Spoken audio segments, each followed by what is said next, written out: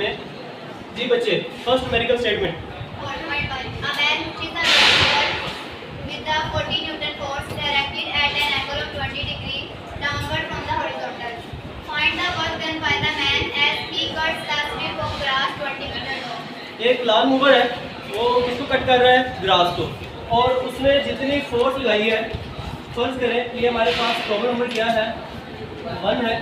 ये हमारे पास ग्रास है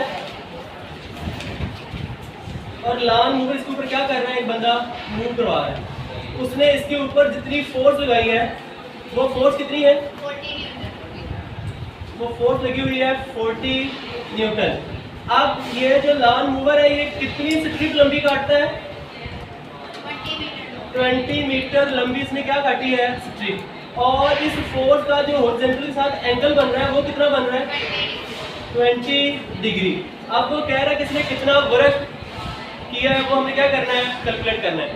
फोर्स लगाने से कितना डिस्प्लेसमेंट कवर हुआ है? 20 मीटर। एंगल कितना है फोर्स के साथ?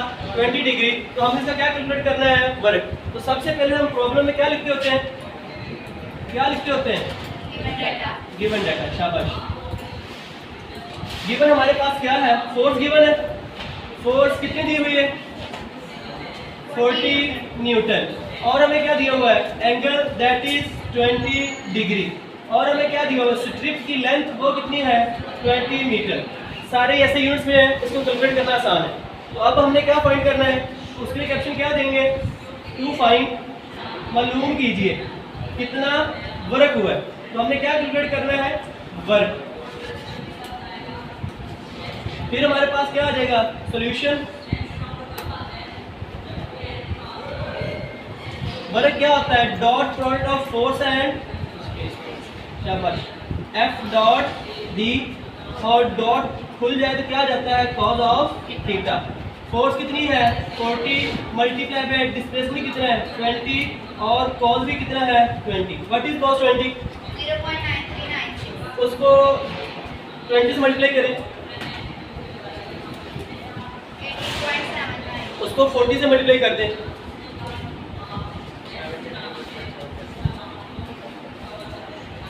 जी कितना?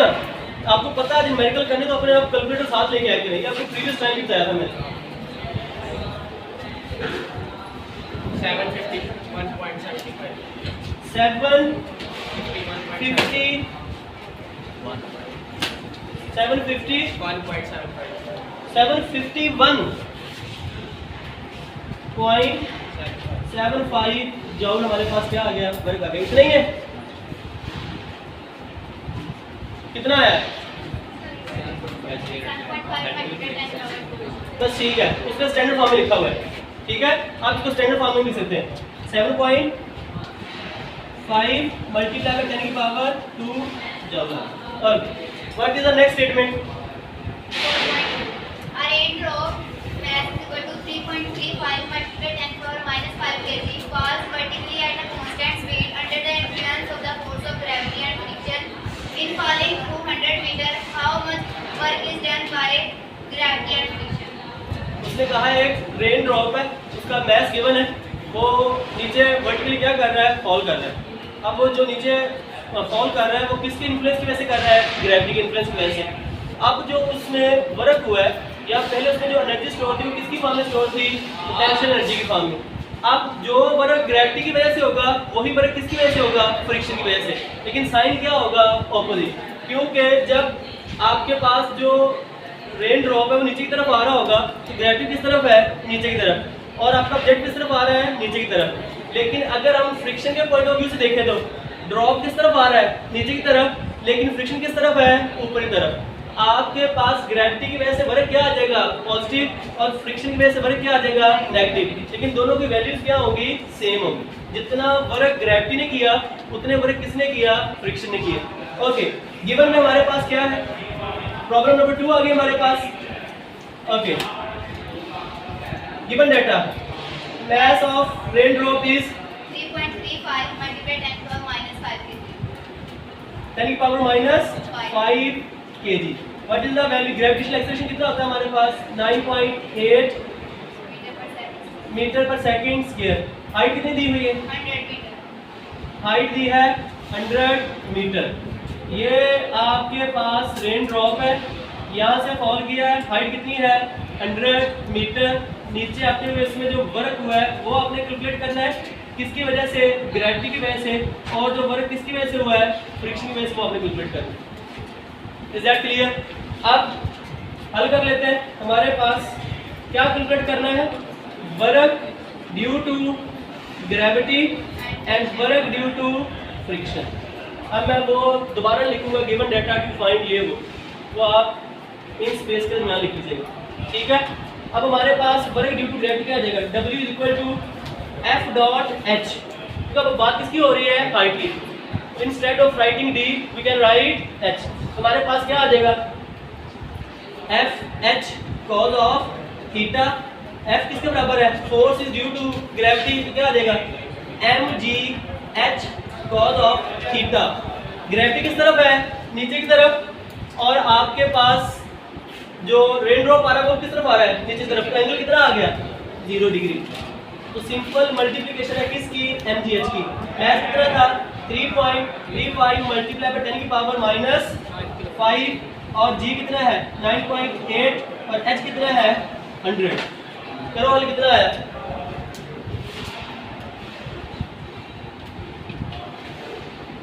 ये वाला क्वेश्चन आ रहा है, लुक इनटू द कैमरा। 0.0328 कितना 0.0328 सारा हल कर लिया है, यानी पावर माइनस 5 वाला भी 0.0328 joule work is done due to gravity. What is due to friction, यही होगा, लेकिन क्या आ जाएगा FH कॉज ऑफ थीटा। अब फ्रिक्शनल फोर्स किस तरफ है, अपवर्ड, और बॉडी किस तरफ जा रही है, डाउनवर्ड। एंगल कितना आ गया 180। क्या आ जाएगा, यहाँ पर मैं थीटा मेंशन कर देता हूँ, कितना 180।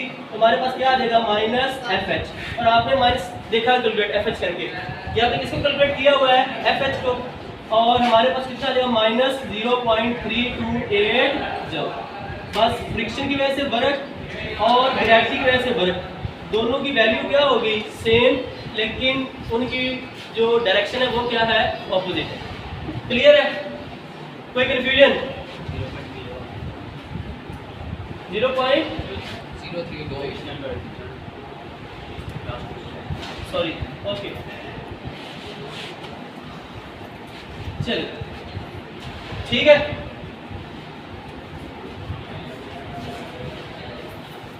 Next 4.3 10 bricks each 6.0 centimeter thick and mass 1.5 kg lie flat on the table. How much work is required to stack them one on the top of another? 10 ईंटें हैं, कितनी ईंटें हैं, उनको स्टैक किया एक दूसरे के ऊपर, और कहता है कि उनको एक दूसरे के ऊपर स्टैक करने में आपने कितना वर्क किया है वो आपने क्या करना है calculate. That work is done in the form of potential energy, क्योंकि आप किसकी फॉर्म में वर्क कर रहे हो, हाइट की फॉर्म में कर रहे हो। ये बहुत इंपॉर्टेंट न्यूमेरिकल है और आया हुआ है कई दफा भी। तो हमारे पास प्रॉब्लम नंबर 3 है, और प्रॉब्लम नंबर 3 में हमारे पास ईंटें कितनी है 10, और हर ईंट का उसने क्या दिया हुआ है मैस। मैस कितना दिया हुआ है 1.5 kg. 1.5 kg, लेकिन उसने जो उसकी हाइट दी हुई है वो कितनी है हर एक की 6.0 centimeter. 6 सेंटीमीटर, ठीक है। जिसका मतलब क्या है, ये हमारे पास क्या आ गई 6 डिवाइडेड बाय 100 मीटर। कितनी ईंटें किसके ऊपर रखा हुआ है, एक फ्लैट टेबल के ऊपर। ये हमारे पास क्या आ गया एक इधर टेबल, इसके ऊपर क्या रखा हुआ है, कितनी ईंटें रखी है 10। कहता है कि 10 ईंटों को स्टैक करने में 2 हो गई, 3 4, अच्छा पिटा भी नहीं है, परेशान ना होना, 2 4 5 6 7 8 9 और 10। कोई बात नहीं, ये सब की जो विड्थ है वो भी क्या है सेम, और सबका मैच भी क्या है सेम। देखें पहली ईंट को रखने में कोई भी वर्क नहीं हुआ, क्यों, क्योंकि पहली ईंट के लिए सरफेस क्या है फ्लैट, यहाँ पर हाइट क्या है 0 है, यहाँ पर हाइट क्या है, हमने जो काम किया है वो कितनी ईंटों पे किया है 9 ईंटों, कितनी ईंटों पे किया है तो 9 ईंटों को स्टैक किया है। देखें दूसरी ईंट की हाइट कितनी बन रही है h, जब तीसरी ईंट को रखेंगे तो हाइट कितनी बन जाएगी 2h। इस तरह जब चौथी को रखेंगे कितनी बन जाएगी 3h, पांचवी को रखेंगे 4h। बात समझ आ रही है? पहली के लिए कितनी है hh, लेकिन जब पहली को रखा उसके लिए हाइट नहीं है। जब हाइट 0 है तो उसको रखने के लिए वर्क भी क्या हुआ 0। Work will be done in the form of potential energy. तेरा बेड़ा करे जो करूँ किस पे। हमारे पास यहाँ से हाइट इसकी क्या है 0, दूसरी को रखा है तो हाइट क्या आ गई है h, इतनी हाइट है। फिर तीसरी की कितनी आ गई 2h, फिर चौथी, पांचवी, छठी, सातवीं, आठवीं, नौवीं और 10वीं के लिए हाइट क्या आ जाएगी 9h। बात समझ आ गई है तो साहब आ गई है? ओके, अब ये न्यूमेरिकल ना 2-3 तरह से हो सकता है। अगर आप ये करेंगे कि सब ईंटों का अलग-अलग वर्ग निकालेंगे तो मतलब ये न्यूमेरिकल फिर कोई 2 समूह बन जाएगा। तो आप कहेंगे work done for first brick, work done for second brick, तो हमें इसको ज़्यादा एग्जैजरेट, ज़्यादा खींचने की ज़रूरत नहीं, तो हम इकट्ठा वर्क कैलकुलेट कर लेते हैं। हमारे पास जो गिवन है पहले आप वो लिख लें। गिवन में हमारे पास क्या क्या है, सबका मैथ क्या है सेम, सबकी विड्थ क्या है सेम। आप लिखें क्योंकि work done due to gravity हो रहा है तो हम जी की वैल्यू को लिखेंगे। तो हमारे पास मैथ क्या गिवन है 1.5 kg and what is the height of each brick is 6 centimeter, which means 6 divided by 100, that is 0.06 meter. What is the value of g? That is 9.8 meter per second square. Okay, what we have to calculate total work. That work is done in the form of potential energy. ये वाला question आ रहा है? Okay, अब total work जो आएगा हमारे पास वो क्या आ जाएगा W1 plus W2 plus W3 W10। तो 10वीं ईंट ने किया हमारे पास। W1 हमारे पास क्या होगा 0, क्योंकि इसके लिए कोई भी हाइट प्रोवाइड नहीं। अगला क्या आ जाएगा हमारे पास mg, ये तो सब में कांस्टेंट रहेगा ना, तो h हमारे पास क्या आ गई है h आ गया एज इट इज, प्लस अब जो हमारे पास W3 है इसके लिए हाइट कितनी हो गई है 2h, तो 2 को वैसे ही बाहर लिख लेता हूँ। मेरे पास क्या आ गया 2mgh, फिर क्या आ जाएगा 3mgh, फिर 4mgh, फिर 5mgh। 5mgh कौन सी ईंट के लिए शाबाश, फिर 6mgh, फिर 7mgh, फिर 8mgh और फिर 9mgh। होगी 10 ईंटें पूरी, सबको ऐड कर दो। बस ये 1 से लेकर 9 तक गिनती ऐड करो, कितना बनता है 9 8 17 17 7 साथ बोलो, मैंने भी बता देना 17 और 7 24 24 6 30 35 4 39 42 44 और 1 45। हमारे पास क्या आ गया 45 mgh।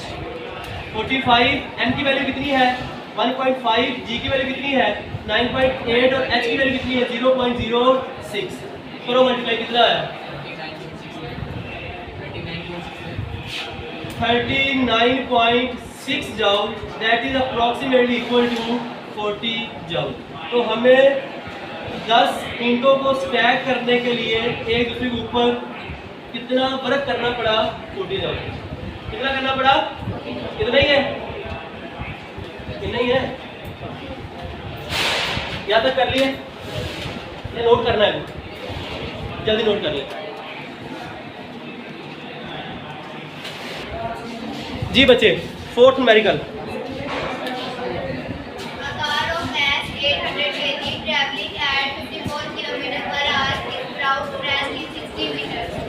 Find the average retarding force on the car. What has happened to original kinetic energy? लो जी, एक कार है, उसका उसने हमें क्या दिया हुआ है मैस दिया हुआ है। वो हम दोबारा देख लेते हैं कितना है। तो उसने 60 मीटर का डिस्टेंस कवर किया है, उसके बाद वो किसमें आ गई है, रेस्ट में आ गई। उस जिस वेलोसिटी से चल रही थी वो कितनी है, 54 किलोमीटर पर आवर, और मैथ कितना है उसका 800 kg की एक अदद हमारे पास कार है। 54 किलोमीटर पर आवर से वो चल रही थी, और फिर ठीक 60 मीटर का डिस्टेंस कवर करने के बाद वो क्या हो गई है, रुक गई। अब मतलब फाइनल वेलोसिटी क्या हो गई है, 0। When the velocity is decreasing, then the acceleration is negative. When the acceleration is negative, then the force is retarding. तो फिर फोर्स क्या होती है, रिटार्डिंग। तो जिस फ्रिक्शनल फोर्स ने उसको रोका है वो कैलकुलेट करनी है। दूसरी बात उसने आपसे थ्योरेटिकल पूछी है कि what will happen to its kinetic energy.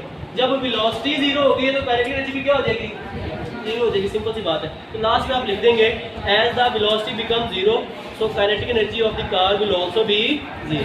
ठीक है, हमारा मकसद यहाँ पर किसको कैलकुलेट करना है, रिटार्डिंग फोर्स को। और आप देखेंगे जो फोर्स हम कैलकुलेट करेंगे उसके साथ साइन भी क्या आएगा, नेगेटिव आएगा। ओके, कार बना लेते हैं, जैगुआर टाइप है, कैसे भी ऑडी, बस ठीक है। और ये ना करना शीशे लगाने को अलग धुआं आ गया। इनिशियल वेलोसिटी कितनी है, 54 किलोमीटर पर आवर, और इसने डिस्टेंस कितना कवर किया है, 60 मीटर का। 60 मीटर डिस्टेंस कवर करने के बाद ये किसमें आ गई है, रेस्ट में आ गई। किसमें आ गई है, तो इसकी फाइनल वेलोसिटी क्या हो गई है, 0। अभी इसका मैथ कितना था, 800 किलोग्राम।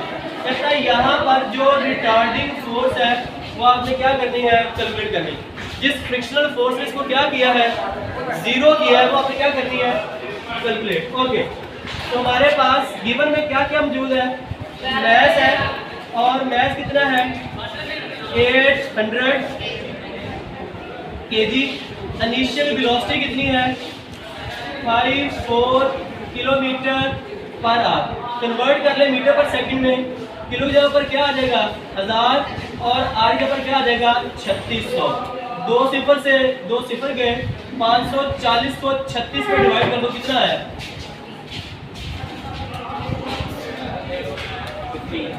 हाँ जी 15 मीटर पर सेकंड हमारे पास क्या आ गई, इनिशियल वेलोसिटी। फाइनल वेलोसिटी क्या है हमारे पास, 0। अब हमसे उसने क्या डिमांड किया है, हमने क्या निकालनी है, रिटार्डिंग फोर्स। ओके, डिस्प्लेसमेंट भी दिया हुआ कितना, एस लिख लें या डी लिख लें, सब टू यू, that is 60 metre. Work energy principle पड़ा हुआ है। वर्क एनर्जी प्रिंसिपल क्या था हमारे पास, a work done is always equal to change in kinetic energy. तो हमारे पास फिर क्या लिखेंगे, अकॉर्डिंग टू